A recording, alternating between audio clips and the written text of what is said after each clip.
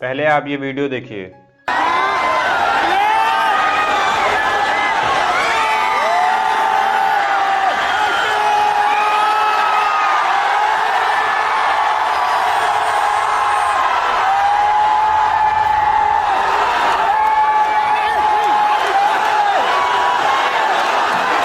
और बताइए कौन है ये?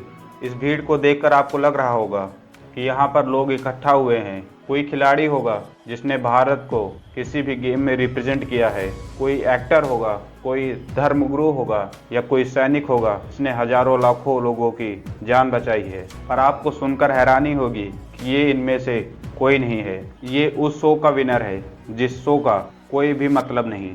ये है बिग बॉस सीजन 17 का विनर मनोवर फारूकी। ये वही फारूकी है जिसको 2021 में पुलिस ने अरेस्ट किया था क्योंकि ये राम जी के और सीता जी के खिलाफ अपशब्द बोल रहा था। इसने अपनी जर्नी की शुरुआत स्टैंड अप कॉमेडियन से की थी, जहां वो भगवानों को गाली देकर फेमस हो गया।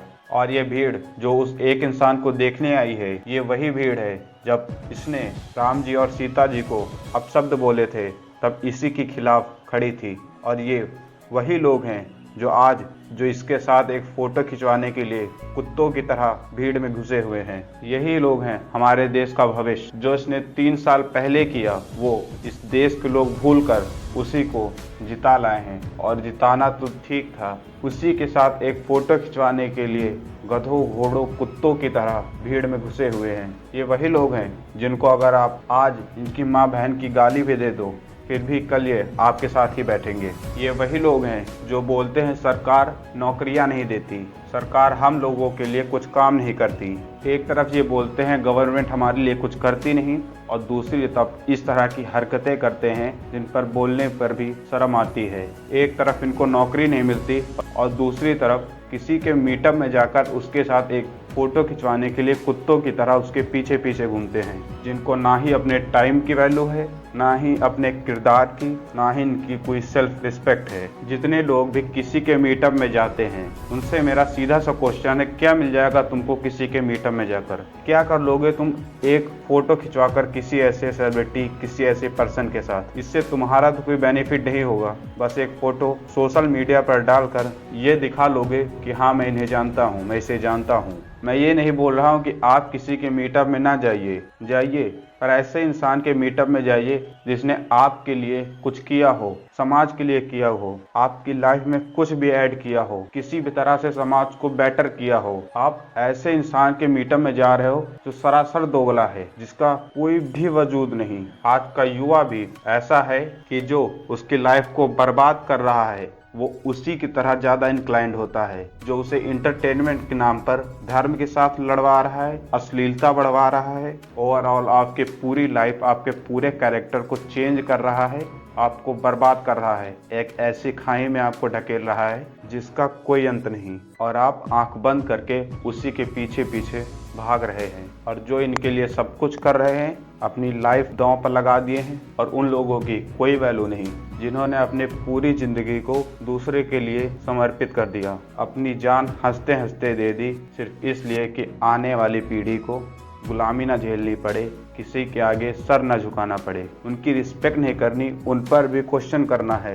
नेहरू गलत था, गांधी गलत था, इस तरह की डिबेट करनी है। अरे तुमको क्या मतलब है नेहरू गलत थे, गांधी गलत थे? जितने भी लोगों का हाथ देश को आज़ाद करवाने में था, भले ही उन्होंने सिर्फ थोड़ा ही वर्क किया हो, पर वो आज सब हमारे लिए पूजनीय हैं। अगर हम लोग उनके पैर धोकर भी पी लें फिर भी कम है। उन्हीं की वजह से आज हम आज़ादों की तरह घूम रहे हैं, कह पा रहे हैं कि हम आज़ाद हैं। नहीं तो उनका भी तो सिंपल था, वो भी बोल सकते थे हम क्यों आज़ाद करवाएं इस देश को। गांधी, नेहरू, सुभाष चंद्र बोस और कितने सारे लोग पढ़े लिखे थे। वो चाहते थे फॉरेन में जाके सेटल हो सकते थे और एक अच्छी लाइफ स्पेंड करते, पर उन्होंने ऐसा नहीं किया और वापस आकर इस देश को आज़ाद करवाया, सिर्फ इसलिए कि आने वाली पीढ़ी को ये सब झेलना ना पड़े। और आने वाली पीढ़ी फिर से शहीदों को छोड़कर 2 कौड़ी के एक्टर्स दो कौड़ी के पर्सन के पीछे भाग रही है, जो सिर्फ देश को बर्बाद कर रहे हैं, युवा को बर्बाद कर रहे हैं, हर इंसान को बर्बाद कर रहे हैं। कुछ स्पोर्ट्स पर्सन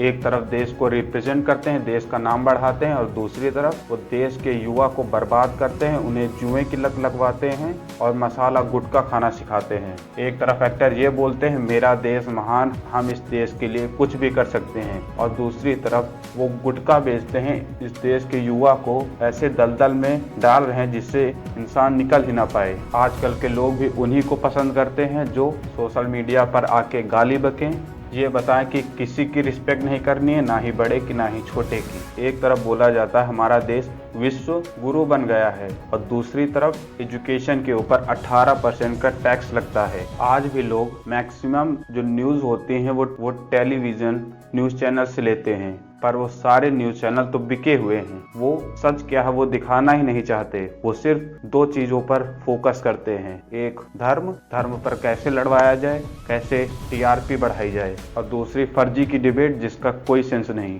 न रोजगार पर बात होती, न मुद्दे पर बात होती, ना ही कुछ बात होती है, सिर्फ धर्म धर्म धर्म। ऐसा ही होता रहा तो ना ही ये देश बचेगा और ना ही इस देश के लोग। हम गर्व से बोलते हैं हम इस देश के वासी हैं, भारत के निवासी हैं। एक इंसान अगर सीधा बैठ सकता है, सीधा खड़ा हो सकता है, तो उसमें सबसे ज़्यादा इम्पोर्टेंट रोल अदा करती है उसकी बैकबोन, और इस देश का युवा इस देश की बैकबोन है। अगर वो अंदर से खोखली हो जाएगी तो इंसान नहीं बैठ सकता है और ना ही खड़ा हो पाएगा। इतनी गंदी सच्चाई ये है देश की कि एक बिग बॉस का विनर जब बाहर निकलता है तो पूरा चक्का जाम हो जाता है, और एक ऐसा खिलाड़ी जो देश को रिप्रेजेंट करता है, एक ऐसा पर्सन जिसने देश के लिए बहुत कुछ किया होता है, उसके लिए बस 5 से 6 लोग आते हैं। किसी भी देश की ताकत होता है उस देश का युवा, हमारी भी ताकत है हमारा यूथ, तो इसे बर्बाद ना होने दो। सच्चाई क्या है उसको पहचानो, सच्चे लोग क्या हैं उनको पहचानो। जो इंसान सच में आपके लिए कुछ कर रहे हैं, आप भी उनके लिए कुछ करो, और अगर नहीं कर सकते हो तो एंटी नेशनल लोगों के साथ तो ना रहो, ना ही उनसे मिलने जाओ। Thank you.